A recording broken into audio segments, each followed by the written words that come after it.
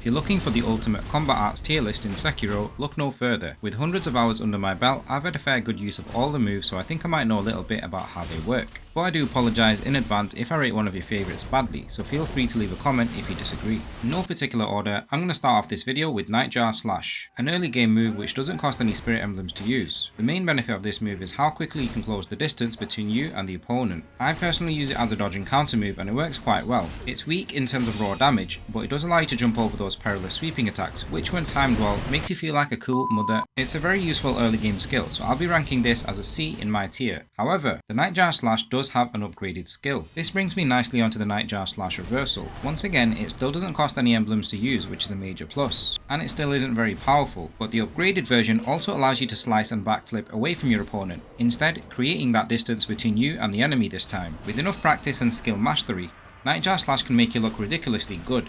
But that's just for the style points, so for its effectiveness, I'm ranking this at a B tier skill. Next up we have the Senpou leaping kicks, another somewhat early obtainable skill. Similar to Nightjar Slash, it can be used as an anti-sweep move, allowing you to jump over those perilous sweeps and punish enemies. Though the HP damage is small, the posture damage it does is very nice, and it's good at closing the distance between you and the enemy. It then has two follow-up kicking attacks which you can land without any real issue, as the enemy will briefly be stunned. One major benefit of this move is that it also allows you to deflect and reverse lightning attacks, and an even bigger plus to that is that it doesn't even cost any spirit emblems to use. As a skill you can obtain early on, I have no choice but to at least give this a B for its usefulness. Now the only reason leaping kicks isn't higher is because it has a juicy upgrade in the form of the High Monk, and it is one stylish fun move to use. It has all the attributes as leaping kicks, but with an additional 3 hits at the end. High Monk still costs 0 emblems to use, which is crazy. It still reverses lightning attacks and still avoids sweeps, and its initial slam still does heavy posture damage, but now the final hit also does good posture damage. Because of how relentless and aggressive the moves are,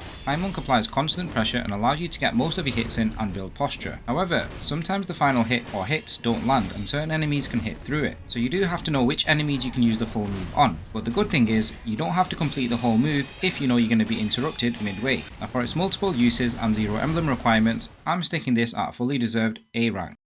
Floating Passage looked like a steal. It feels slick with its rapid 5 slashes. In the time it takes you to do 2 normal sword attacks, you would have already done 4 hits using the Floating Passage, and the 5th hit is kind of a stun hit. You get it early in the game and it costs 0 emblems to use. Combining it with Living Force and Flame Vent or Divine Confetti, you'll have a flaming sword with a damage boost, and it's definitely appealing to the eyes. But that is if you manage to acquire all the upgraded tools early enough. Against enemies who mostly guard, you can slowly do chip damage and keep the pressure up, but it only really excels against weak enemies.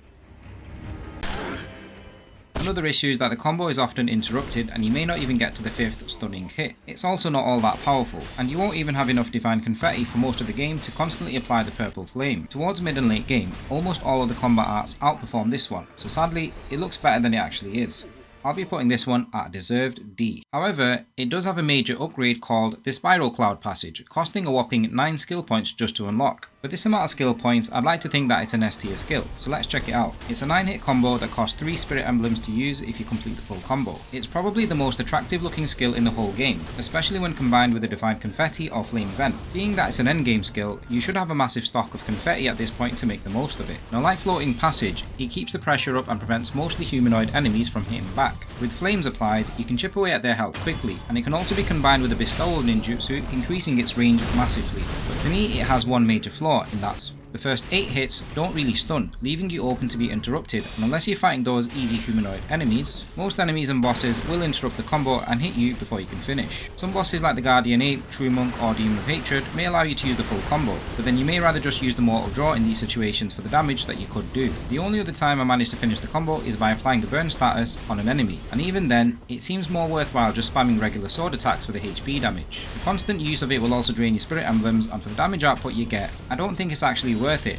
compared to say for example the damage output you get for using Mortal Draw. So for its unfulfilled potential, it's an underwhelming B for me, but I can't lie, it's still very much a fun move to use, so I definitely recommend playing about with it. Next up we have the base version of Ichimonji. This one is so good, I'm just going to list off all the benefits. 1. It forces enemies to block and it does massive posture damage. It kind of like applies a stun effect. Early game enemies can be stun locked and killed instantly just by spamming this. 2nd, at the same time as using it, you recover a large chunk of your own posture, which will prevent you from getting stunned. 3. You can use it to interrupt majority of enemy attacks and stop their flow. 4. It doesn't cost any spirit emblems to use. And most importantly 5. It's accessible early game, and considering how good it is, maybe it should have been accessible later on. It's just too good in my opinion. There's almost no bad point about Ichimonji. This is an absolute S tier move for me. Now if Ichimonji is S tier, then double Ichimonji, its upgrade, can only be better, right? I think so. So I'm giving it my seal of approval for the first S plus tier skill in my tier list. The reason is because it has all the same benefits as a single Ichimonji, but because it's a double attack, you apply another stun, more posture damage given, and more posture damage recovered for yourself. It's just a beast of a move, and still costing a big fat 0 emblems, which is crazy for how good it is. It can even be used mid-air, making for a faster release of the first attack. Easy enemies get wrecked quickly with little resistance from them, and bosses lose posture fast, getting them closer to that death blow. You can even trap the end boss Ishin in a corner using just firecrackers and double Ichimonji, i.e. cheesy tactics. Maybe the only downside to Ichimonji skills is the wind up time it takes to release the move, or that it could be powerfuler on HP damage dealt. For all the benefits it provides at 0 emblems, it's a game changing move that's carried me through my entire first playthrough.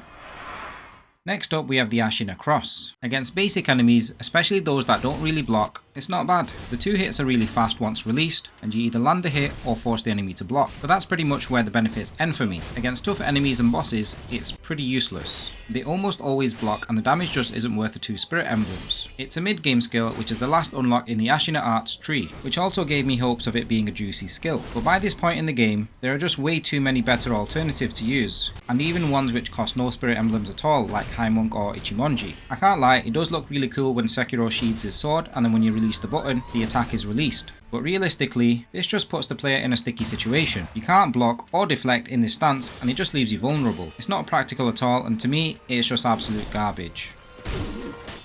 Praying Strikes is an early temple art skill. It's very underrated and underused, but it's actually quite good. It deals solid posture damage, and especially the second attack, it prevents enemies from counter-attacking as it applies a kind of stun. It's a great way to start a fight with this as your opener to build posture and damage. It has a good range and is very fast to release. Against weak foes with less HP, like nobles, dogs, and early game enemies, you can delete the bad guys pretty quickly. I consider it a low risk attack because of its speed and quick recovery. If you like applying pressure and attacking at a fast pace, dodging and countering, fighting at close quarters, then this is a very good skill to use. It also forces enemies into blocking, which can then lead them into doing a predictable attack, which you can then parry easily because you know it's coming. With some human enemies, you can often stun lock them. This is another combat art costing 0 emblems to use, so for me, this is a solid C tier skill and very close to B. This brings me nicely to Praying Strikes Exorcism, the upgraded version of Praying Strikes. It adds a third attack as a shoulder barge, basically just making the skill that bit better. But somehow I feel it's one that most of us won't really use, and that's because when you have a counter attack opportunity to use it,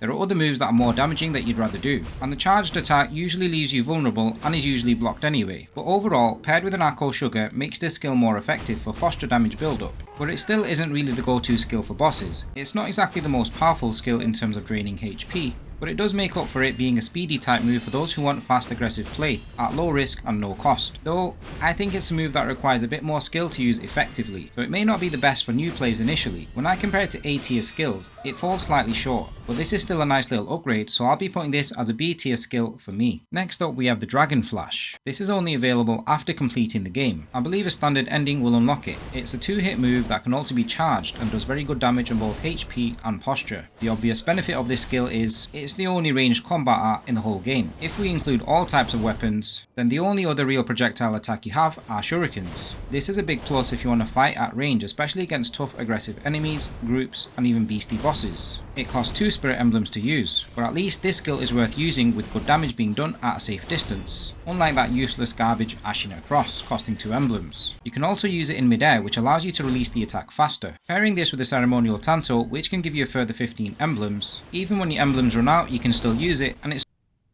is a solid move to use for those easy cheesy wins, but also for tactical long distance play. It's an easy enough move to use that doesn't require you to be too skillful at the game. For me, Dragon Flash has to be an A rank, mostly for its range, powerful HP and posture damage, and usability against pretty much all bosses in the game. Next I'm going to take a look at the endgame skill in Sakura Dance. Unlocking Sakura Dance requires you to complete the game and complete the Divine Air Gauntlet challenge. This is extremely tough, but definitely worth doing as soon as possible. The attack itself is a 3-hit move that leaps into the air, which allows you to avoid sweep attacks and counter. It can also be used to reverse lightning without taking any damage. And even better, you can use it to link together combos. This can be done by using a prosthetic tool of your choice as you're falling down after the 3rd hit of the Sakura Dance. This leaves you with multiple combo possibilities. My personal favourites is pairing it with the axe or the flame vent. It also only costs 1 spirit emblem to use, and what's better, you can still actually use it with the same effect even when your emblems have run out. It generally hits through enemies even if they're guarding too, and if you use the flame vent to put your sword on fire or use divine confetti for the damage boost, not only is it more powerful and does chip damage, but it also looks unbelievably flashy. Purely based on its damage output, it's not the best, but because of all the benefits that come with it and the possibility of it leading into combos, it's undoubtedly the best combat art in the game for me, and I'm putting it at an S+ tier. Next I want to take a look at Shadow Rush. This is a mid-game skill that costs 2 emblems to use. It's a long thrusting attack which is great because it allows you to safely close distance to the enemy. It's then followed by a leaping attack into the air. Whilst coming down from the air, you can add 2 extra basic sword attacks in. However, it doesn't cost any spirit emblems if the skill doesn't land. The whole combo generally stops enemies from attacking. Even bosses like Genichiro just stop and let you finish the combo, so it goes uninterrupted. Your typical easy enemies get dealt with easily. A random but cool benefit is that you can even use it to reverse lightning, though it is quite difficult to do because you have to anticipate the move quite early. It's a very good skill to use against tough enemies and gets a solid B rank for me. But as you may know, it does get an upgraded skill in Shadowfall. So how good of an upgrade is Shadowfall? Shadowfall is a late game skill and you'll obviously need to unlock Shadow Rush first to unlock it. Shadowfall in my opinion is one of the best in the game and I used it a lot during my second playthrough. It's the same as Shadow Rush with all the same benefits, but this time as you leap into the air, it adds a more powerful 2-hit combo on the way down. It's generally not interrupted by enemies, and you can get the whole combo in almost all the time, stunning enemies nicely. Naturally it does more posture damage too, and if you haven't noticed, it's the very same move that Owl does on you when you fight him, and it looks very cool. If you mix it up with a Mist Raver to teleport for example behind an enemy, and then use the Shadowfall from behind, it makes for a juicy combo. The upgrade is welcome and takes Shadowfall up to A tier for me. The first combat art you'll get in the game is Whirlwind Slash. For a starter move, it isn't that bad. It's a simple 2-hit combo and can be useful against small groups, but it doesn't do a lot of damage to health or posture. However, it is decent in applying pressure on early game enemies. I also noticed that Sekiro leaps off the ground slightly with this move, so I was kind of hoping that it would avoid sweep attacks, but sadly, it doesn't even do that. In the grand scheme of things, it's bang average, and it's better just to get your regular sword attacks in instead. You should look to replace this skill as soon as possible. I really don't understand why there's a lot of people online who state this skill is good. I'm sorry, but it's really not. Biases aside, it's a decent starter move, but that's about it. For me, I'm sticking this at a D tier. It's no secret that Mortal Draw is just OP. It's a 2-hit move costing a total of 6 emblems. It has a long reach, does massive chip damage, and when paired with Akko or Yashiriko Sugar, it's insanely powerful. Because of how much HP damage it does, it slows the opponent's posture recovery as well. An awesome benefit that a lot of people don't seem to know is that the Mortal Draw can still be used even when you're out of emblems. It just has less power and range, but it's still really effective. You can even use it for cheesy tactics, like I did in my 37 mini bosses cheese video. If you haven't seen that, check that one out. The obvious downfall is that it does have a slow wind up animation, but the damage done from it is far beyond worth it. As tough as the Guardian Ape can be, Mortal Draw can allow you to skip the whole entire first phase. You can also jump and use the move in mid-air, and for some reason, starting it from a jump is just as powerful as a standing charged attack, which takes longer to release. It's not practical to use on every single boss, like Sword Saint Ishin, as it may be worth saving your emblems for different moves and tactics, but for the majority of enemies and bosses in the game, you can delete them easily using Mortal Draw, making the game so much easier to manage. This is probably the easiest S tier skill in the list. Now unbelievably, they decided to give Mortal Draw an upgrade, but it's a real late endgame skill after even a second playthrough, so it's not accessible early and it costs 5 skill points just to unlock, and also at a point where gaining XP is a massive grind. But based on the combat art alone, it's just an even stronger version of Mortal Draw that can be charged to do even more damage. And again, if you jump and start it from mid-air, it's just as powerful as the standing charged version, so I'm sticking this at an S+.